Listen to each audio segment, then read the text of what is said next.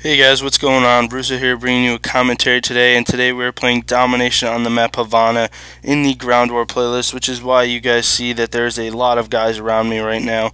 There are extra players in the Ground War playlist, which does allow you to get some more kills, and I really like the playlist as well. You can also be in party chat, which is a bonus. But just today I'm going to tell you what class I'm using, and I'm going to give you some strategies on kill streaks and some strategies on Havana Domination specifically, but also Domination as a whole. So today the class that I'm using is the Commando with the dual mag, obviously, and I got the Siberia camo on it, which I love. It's a nice purple color. But I'm using the dual mag Commando, like I said, so I have the iron sight to use right now. And I got the Claymore, the Frag, and the Stun Grenade. My perks that I have on are Marathon Pro, Sleight of Hand Pro, and then I have Scavenger on. Now, I'm using Scavenger because I'm going for some high kill streaks here. I'm going for an 8, a 9, and an 11 kill streak. So that's 8 kills in a row, 9 kills in a row, and 11 kills in a row, respectively. So I'm going to be using up a lot of bullets. Now, this is an automatic assault rifle, so I'm going to be using a lot of bullets, like I said, so I really want to get Scavenger so I can reload my weapon and get some extra bullets for it as well. Without Scavenger on, I may have to go pick up an opponent's weapon or my own teammate's weapon, and I may not be used to what they're using. So in this way, I'll get bullets from my own gun and I'll be used to what I'm using. Let's just say I go and pick up one of my opponent's weapons and he's using an LMG with the infrared scope. Well, that's not my normal class setup, and I've never used that. Maybe that's what he likes, but for me, that's not what I personally like. So I'm going to use Scavenger so I can get ammo for my Commando. I'm also using Sleight of Hand and Dual Mag. I do realize that. They both allow you to reload faster, but I'm using Sleight of Hand so that I can look down sights a lot quicker. The 1 or 2 bullets that you can get on your opponent before he tries to attack you is really critical, because that could mean the difference between a kill and a death. Even if you only put 2 bullets on your opponent right before he shoots you and you guys both shoot at the same time, you're going to get that kill just because of the fact that you put those 1 or 2 bullets on him before he was even able to put any shots on you. So Sleight of Hand really helps with that. Also, I'm using Marathon here. You really want to use Marathon at the beginning of the game, especially when you're playing an objective game such as Domination or Demolition or even Search and Destroy.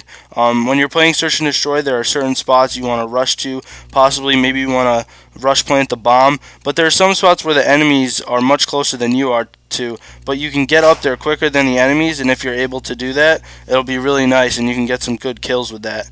But that's why I like to use Marathon. For instance, on Domination right here, you can rush B flag. B flag is really essential on this map. Not only in Domination, but just like I said, like this map it's incredibly essential. So I'll get to that right now. The strategy for Havana Domination is really critical. The strategy is, you really want to capture A and B or B and C. B is the most critical point on this map, and if you have B, you are able to spawn trap at C or even spawn trap at A, which is really important. The way that this map works is that you both spawn at opposite ends, so that's what creates the spawn trap. If you have B and C, the opponent's going to always spawn over at A, and if you have A and B, the opponent's always going to spawn over at C. That'll create the spawn trap because this is such a one-dimensional map. It has a main street and 2 side alleys. There's no real way you can run around it, so it's really hard to flank in this map. And right here, as I'm watching Middle Street, this is also a great spot to spawn trap them, and the fountain as well. So that's really the most, it's the best strategy on Havana Domination, I can tell you.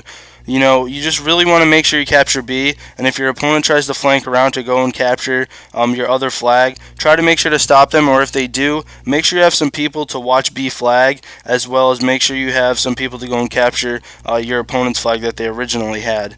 So, sometimes you do want to capture A and C flag. For instance, on Terminal from Modern Warfare 2, you wanted to capture A and C flag because it was on one side of the map and B was on the opposite side. Now, the whole point of Domination is you want to create a spawn trap effect. You don't want to have them, spawning randomly and sporadically around the map. You want to know where your opponent's going to be spawning, and you want to trap them in there so that you can maintain those 2 flags for the whole entire game, rather than losing and only maintaining 1 and having to go recapture. Right here, we do not lose B flag that much, and we might lose C flag in the end. but we do get it back, or we get a flag back. I forgot what happens, but we do get 2 flags back and end up winning. It's really key that you hold those 2 flags, because you do get 2 points per every opponent's 1 point, so you can beat them 200 to 100 or around that area. So like I said before, it's really essential to capture B flag. Also, you know, scout out the map that you're playing on. Sometimes it might be more essential to capture A and C. You never know, but especially Havana Domination right now, it's better to capture B flag. So the kill streaks that I'm using, I already got to them all, but I was using the 8, the 9, and the 11 kill streak. Now the 8 kill streak was the Blackbird, the 9 kill streak was the Huey, or the Chopper Gunner as I like to call it, and the 11 kill streak was the Attack Dogs. Now the Blackbird is pretty much a recon plane on steroids. The recon plane's a great kill streak to use, but you know, it only allows you to show the enemies that do not have Ghost on, and you're always looking at your mini-map, so there is a possibility that your enemies can sneak up from behind and try to kill you. But with the Blackbird, it shows you where every single enemy is, no matter what perk they have on. The Blackbird also shows you the direction that your enemy is facing, so in case you're going to want to try to sneak up on somebody, you're able to do that, and you're also able to you know, locate your enemies and see where they are, so you can get more kills and get your higher kill streaks. Also, I'm using the Huey, or the Chopper Gunner as I like to call it, which was also in Modern Warfare 2. I did like it a lot better in that game. It had the, you know, it had the infrared scope in Modern Warfare 2, so it was really nice to use. But in this one, it has a Gatling gun, and I like it as well. I also really like how you can zoom in with it. That's a really nice aspect to it, because sometimes the maps are kind of big in this game, and you cannot see your opponent very well, so that ability to zoom in does really help. So, especially when you use the Chopper Gunner, you can also use it as a UAV. Right before you're getting out of your Chopper Gunner, you can look around and see where your opponents are and see the red diamonds that are surrounding them, and you can say, hey, you know, after I get out of this Chopper Gunner, where are my opponents going to be? How am I going to be able to attack them? And where do I need to look once I get out of this Chopper Gunner? That's also really essential, especially if you're trying to get an 11 kill streak and you use your Chopper Gunner before you do get that 11 kill streak.